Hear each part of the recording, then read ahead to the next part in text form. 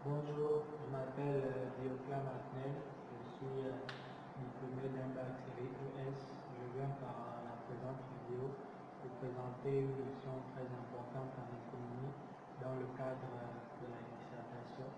Généralement, lorsqu'on fait la dissertation, la question de synthèse en économie, on doit faire un travail préliminaire, généralement qui se fait au brouillon. Alors pas généralement, pratiquement qui se fait au brouillon. Donc, dans la première partie, il y a d'abord une présentation sommaire du sujet. Et je vais traiter aujourd'hui de la deuxième partie qui est l'analyse documentaire. Comment doit-on analyser les documents en question de synthèse ou en dissertation? Okay. Donc, pour l'analyse des documents, je vous propose un tableau avec 3 colonnes. La première colonne, c'est la formation du sujet. Dans l'information du sujet, il est question simplement de dire ce que tu vois dans le texte.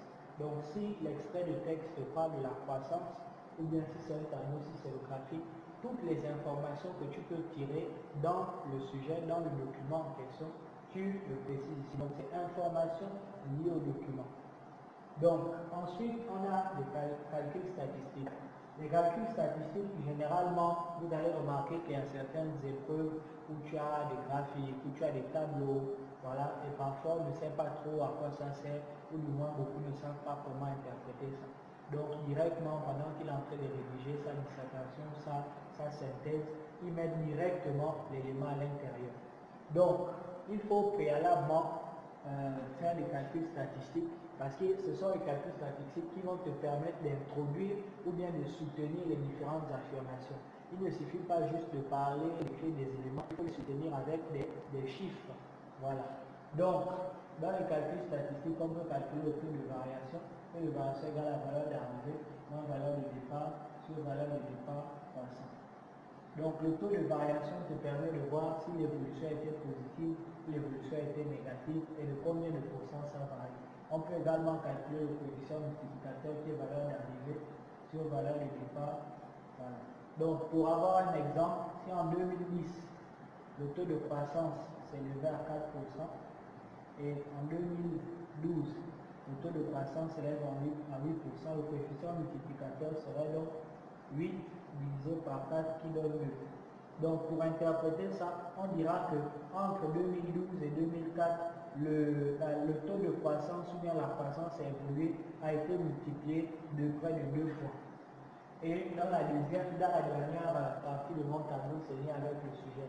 Ici, c'est simplement, il faut faire en fait un pan entre l'actualité et ton sujet. Donc tu dois pouvoir donner des éléments par rapport à l'actualité liée à ton sujet. Si tu as un sujet par exemple sur les effets pervers de la croissance ou sur la croissance et le développement et tu es dans une partie où tu veux montrer que parfois la croissance peut avoir des effets pervers comme la destruction sur l'environnement. Tu peux parler des différents sommets organisés sur le climat, les COP 21, COP 22, actuellement nous sommes à la COP 24, ainsi de suite. Donc tu fais un lien entre le document que tu as et l'actualité que tu vis. Merci. Donc, en résumé, dans le tableau va te permettre d'intégrer les 3 éléments. Donc, la première colonne du tableau, c'est comme on disait, c'est les informations du document. Donc, tout ce que le document te fournit comme information, tu les remets ici. Ça te permet, tu les lis avec tes mots pour avoir une meilleure vision. Dans l'autre partie des calculs statistiques, donc ça va te permettre de soutenir les affirmations que tu vas donner avec les chiffres probants. Et dans le lien avec le sujet, tu fais un lien entre l'actualité et le document que tu as. Donc entre l'actualité et le sujet que tu as ou le document que tu as. Si c'est sur la croissance, si c'est sur le développement, quelle est l'actualité par rapport à cette notion-là dans cette partie. Merci.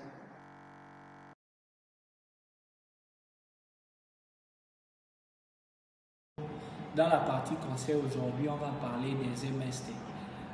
Les MST ne sont pas les maladies sexuellement transmissibles comme peut-être vous l'avez supposé.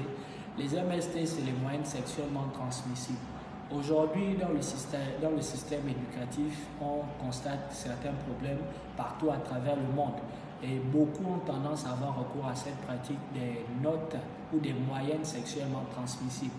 Donc, par la présente vidéo, je viens simplement pour dire à toutes les personnes qui pratiquent ce genre de choses ou à toutes les personnes qui sont dans ce type d'activité, ce n'est pas une bonne chose. Simplement parce que pour quelqu'un qui passe un examen ou pour quelqu'un qui est en classe normalement, tu dois pouvoir acquérir des notes par le biais du travail de manière normale. Parce que lorsque tu seras en entreprise, lorsque tu seras à l'université, tu seras confronté à certaines réalités où tu auras besoin de faire ressortir ce que tu as appris.